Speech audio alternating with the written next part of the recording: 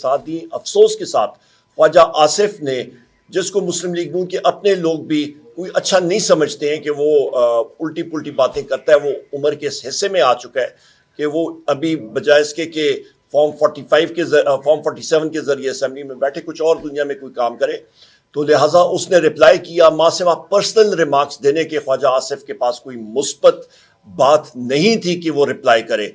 और हमारा क्वेश्चन जो था कि गोली क्यों चलाई, गोली किसने चलाई, उसका कोई मुस्बत जवाब हुकूमत ने किसी किस्म की बात इस फॉर्म 47 हुकूमत में नहीं दी। और ये सारे का सारा इल्ज़ाम जो है ये शहबाज शरीफ के ऊपर आता है। उसके हाथ मॉडल टाउन के सानिया से रंगे हुए हैं और उसके हाथ जो है यहाँ पे हमारे डी चौक में जो शोहदा हैं और जख्मी हैं उनके खून से भी उसके हाथ रंगे हुए हैं। 12 हमारे शहीद हुए कंफर्म्ड, 200 से ज्यादा हमारे साथी मिसिंग हैं यानी कि लापता हैं, जो प्रिज्यूम्ड डेड या शहीद हम लोग कैटेगराइज कर सकते हैं।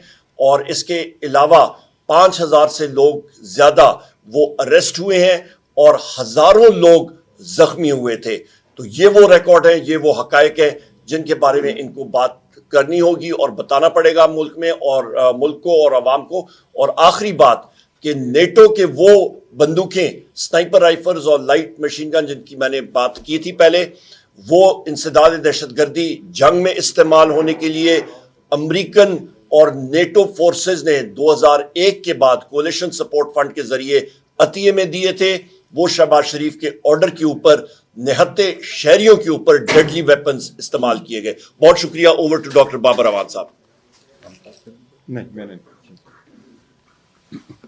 Thank you very much opposition leader Umar Ayub Khan साहब और चेयरमैन बैरिस्टर गौर साहब और दीगर दोस्तों, ये पाकिस्तान की तारीख में पहला मौका है कि एक सूबे का इलेक्टेड सेनेटर जो हाउस ऑफ फेडरेशन में, जिसको कॉन्स्टिट्यूशनली ये इख्तियार मिला हुआ है कि सूबे को रिप्रेजेंट करेगा, और उस सूबे की एक पूरी सीट 1.5 साल से ज़्यादा अरसा हो गया है वो खाली पड़ी हुई है।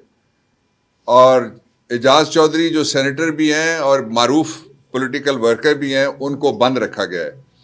इससे पहले कई मिसालें ऐसी मौजूद हैं कि दहशत गर्दी के मुकदमात, कत्ल के मुकदमात में, करप्शन के मुकदमात में, मैं सबसे बड़ी मिसाल आपको दे देता हूँ। लोग जो मुलविस थे उनको हाउस में लाया गया।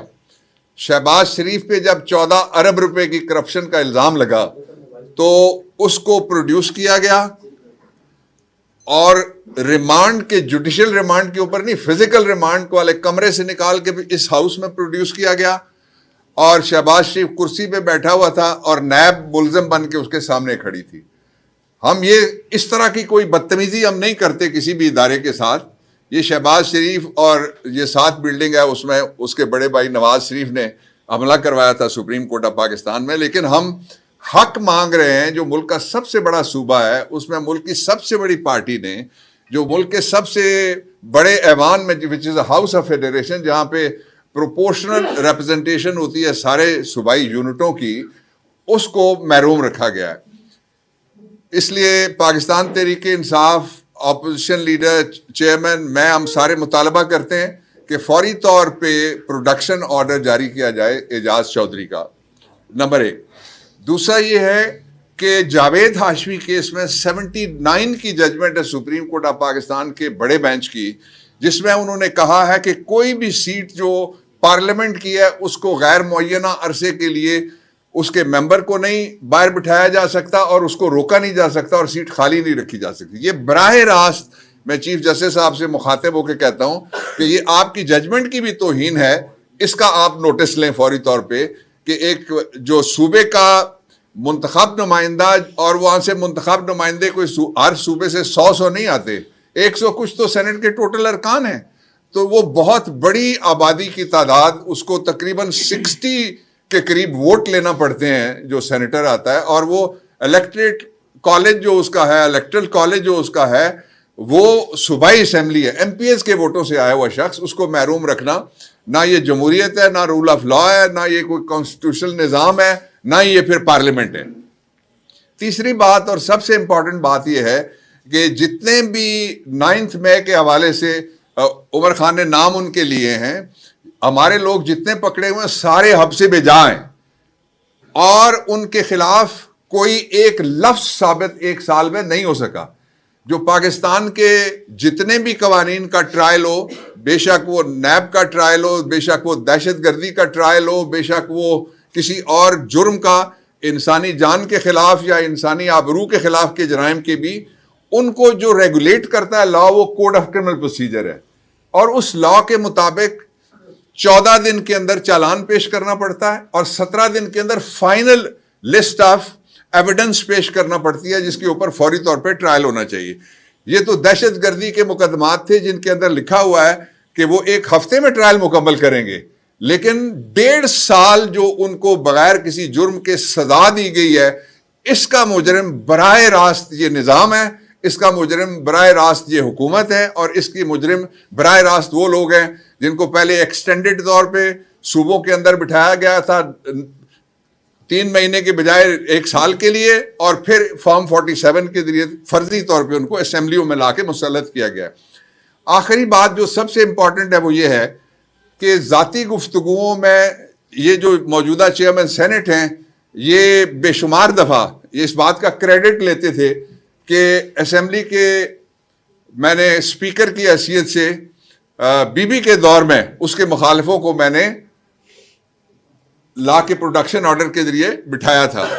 اور جو عمر خان کے والد صاحب ہیں گور ایوب خان, انہوں نے بھی سندھ کے ایک بڑے سیاسی گھرانے کے فرد کو اسمبلی میں طلب کیا تھا, اور اس وقت طلب کیا تھا جب بڑے سنگین الزامات کو فیس کر رہے تھے, ملٹیپل کیسز تھے ان کے اوپر.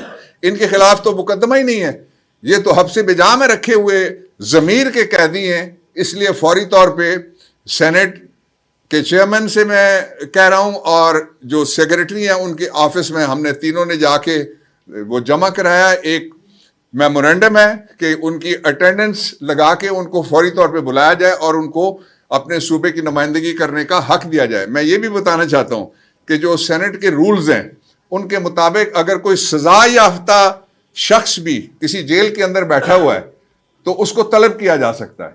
یہ رول امینڈ ہوئے تھے باقاعدہ, اور اس میں پھر ایک پٹیشننگ کی پروویژن بھی سینٹ کے اندر موجود ہے کہ اگر کسی کی نہیں سنی جا رہی تو وہ پٹیشننگ کرے گا جس کی باقاعدہ ہیئرنگ ہوگی. اور اگر یہ چاہتے ہیں کہ یہ پچھلے دروازے سے کسی آنے والے کی بات سن کے ان کو پیش نہ کریں تو پھر سینٹ کا اجلاس بلائیں اور اس کی پورے سینٹ کو کمیٹی قرار دیں. اس سے پہلے بارہا ایسا کیا جا چکا ہے, درجنوں بار ایسا کیا جا چکا ہے, اور ہمیں مقدمہ جو اعجاز چودھری سینیٹر ہے اس کا پیش کرنے کی پھر ہمیں وہ موقع دیں. آخری بات میں یہ کہنا چاہتا ہوں کہ پاکستان میں اس وقت جتنے بھی پاکستان تحریک انصاف سے تعلق رکھنے والے لوگ گرفتار ہیں یا مقدمات میں انوالو ہیں, یہ دنیا کے پہلے اپوزیشن لیڈر ہیں جن کے خلاف تقریباً 60 FIR مختلف جگہ پہ ہوئی ہیں. ایک دن میں 14 اور 21 مقدموں میں ان کو حفاظتی ضمانت لینی پڑ رہی ہے. اور یہاں کوئی ایسا شخص شاید ہی موجود ہو پاکستان تحریک انصاف سے متعلقہ جس کے پاس کوئی رول ہے جس کے خلاف FIR درج نہیں ہوئی. یہ سارا کرنے کے باوجود بھی لوگ اس نظام کو جو ہارے ہوئے لشکر کو بٹھایا گیا ہے فارم 47 کے ذریعے سے اس کو قبول نہیں کریں گے. بہتر یہ ہے کہ پاکستان کو آگے بڑھنے کا موقع دیا جائے اور اعجاز چودھری جیسے جو انٹرینچڈ پولیٹیکل ورکرز ہیں ان کو اپنے صوبے کی نمائندگی کا حق دیا جائے. تھینک یو جی, تھینک یو ویری مچ, بہت شکریہ. جی سوال کرتے ہیں. آپ سے سوال کروں گا, جس طرح آپ نے بات کی 26 نومبر کی اور پروٹیسٹ کی, کارکنان یہاں پر موجود تھے, ہم گراؤنڈ میں ان کے ساتھ ہی موجود تھے, نہ ان کے پاس کھانے کے لیے کچھ تھا نہ پینے کے لیے کچھ تھا. آپ علی بن گنڈاپور اور بشرا بیوی سمیت یہاں چلے گئے. آپ جو کہہ رہے تھے آپ پروٹیسٹ کو کال آف بھی کر سکتے, لیکن آپ لوگوں نے نہیں کیا, کارکنان کو وہی پر چھوڑا, ان پر شیلنگ ہوئی. آپ نہیں سمجھتے کہ جو کارکنان زخمی ہوئے ہیں, جو کارکنان جاں بحق ہوئے ہیں, ان کی کہیں نہ کہیں جو ذمہ دار ہے وہ قیادت بھی ہے؟ سب سے پہلے میں آپ کے سوال کا جو پہلا پورشن ہے کہ کارکنان کو کھانے پینے کا نہیں ملا, اس کو میں سختی سے تردید اس کی کرتا ہوں. میرے سامنے آپ کا 26 نمبر چنگی پہ اور اس کے بعد بھی کارکنان کو کھانا پہنچایا گیا تھا. میں اس کا آئینی شاہد ہوں. ڈی چوک اس کے بعد ہوا تھا میرے بھائی, اور اس کے بعد ہم لوگ جب یہاں پہ آئے اور اس کے بعد فائرنگ ہوئی. تو میرا خیال ہے دنیا کا ایسا کوئی فوجی یا کمانڈو نہیں ہوگا کہ وہ دیگیں جو ہیں وہاں پہ وہ کڑچے اس میں مار کے اور بریانی یا چاول وہاں پہ پیکٹ میں دے رہا ہو اور آگے سے فائرنگ ہو رہی ہو. اس طرح نہیں ہوتا میرے بھائی. وہاں پہ ٹیئر گیس شیلنگ ہو رہی تھی اور وہاں پہ گولیاں چل رہی تھیں. جس وقت گولیاں ایگزیکٹ ٹائم لائن میں آپ کو بتاتا ہوں, 8:30 بجے ایگزیکٹ شام کے اسے چند سیکنڈ پہلے لائٹیں آف ہوئیں. اس کے بعد شدید لائٹ مشین گن آپ کی جو M60 ہے, اس پہ بیلٹ والی مشین گن ہوتی ہے, نیٹو فورسز اسپیشل فورسز استعمال کرتی ہیں, اس کی پہلے فائرنگ شروع ہوئی اور اس کے بعد پھر سنائپر فائر شروع ہوئے اور اس کے ساتھ ساتھ simultaneously long range tear gas shells جو ہیں وہ آنے شروع ہو گئے.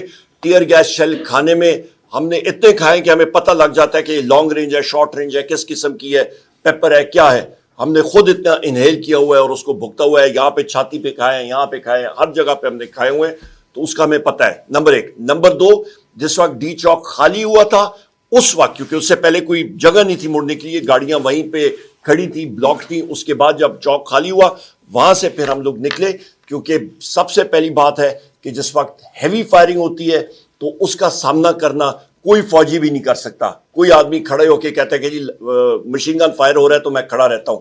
سب سے پہلا ہوتا ہے کہ آپ کور لیں. وہاں سے جس وقت لوگ خالی ہو گئے وہاں سے گاڑیاں مڑ کے پھر ہم لوگ وہاں پہ گئے اور ساری میں نے آپ کو جو ٹائم لائن کے ساتھ ایگزیکٹ بتایا ہے کہ ہم پہ اور بشرا بی بی صاحبہ پہ, وزیر اعلیٰ خیبر پختونخوا علی امین خان صاحب کے اوپر کتنے اسیسینیشن اٹیمپٹس مختلف جگہوں پہ ہوئے. ان کی پولیس کی اسکواڈ کی گاڑی کو تباہ برباد کر دیا گیا, ان کی گاڑی پہ اٹیک ہوا.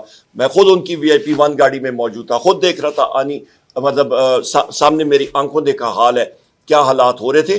بڑی مشکل سے ہم لوگ یہاں سے نکل کے گئے اور ستم ظریفی یہ ہے کہ شہباز شریف کے آرڈرز پہ فائرنگ بھی ہوئی, لائیو بلٹس فائر کی گئیں جس کو فل میٹل جیکٹ بلٹ کہتے ہیں, ٹیئر گیس شیل مارے گئے, شوٹ ٹو کل کے آرڈرز تھے شہباز شریف کے, اور اس کے بعد وزیر اعلیٰ خیبر پختونخوا اور بشرا بی بی کا بھی شوٹ ٹو کل آرڈرز تھے. سنائپرز اسی لیے لگائے گئے تھے, اس لیے ایک سیکیورٹی فورسز کی گاڑی کو, انٹیلیجنس ایجنسی کی گاڑی کو سنائپر نے مغالطے میں گولی ماری, آرمر پیئرسنگ. اور اس کے بعد جس وقت ہم لوگ ہری پور کے اندر گئے وہاں پہ بھی رینجرز بن بلائے جو ہے وہاں پہ آئے تھے, 300 سے زیادہ ان کی نفری تھی.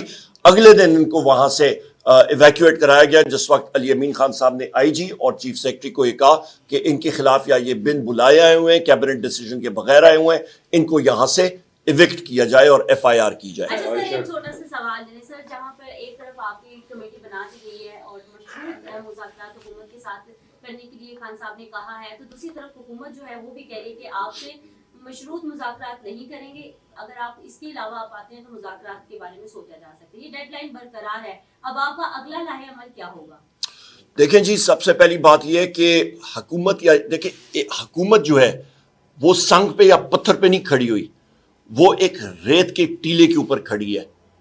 وہ فارم 47 کی حکومت ہے, ان کے پاس کچھ نہیں ہے ہاتھ میں ماں سوا یہ کہ وہ نہتے شہریوں پہ گولی چلائیں.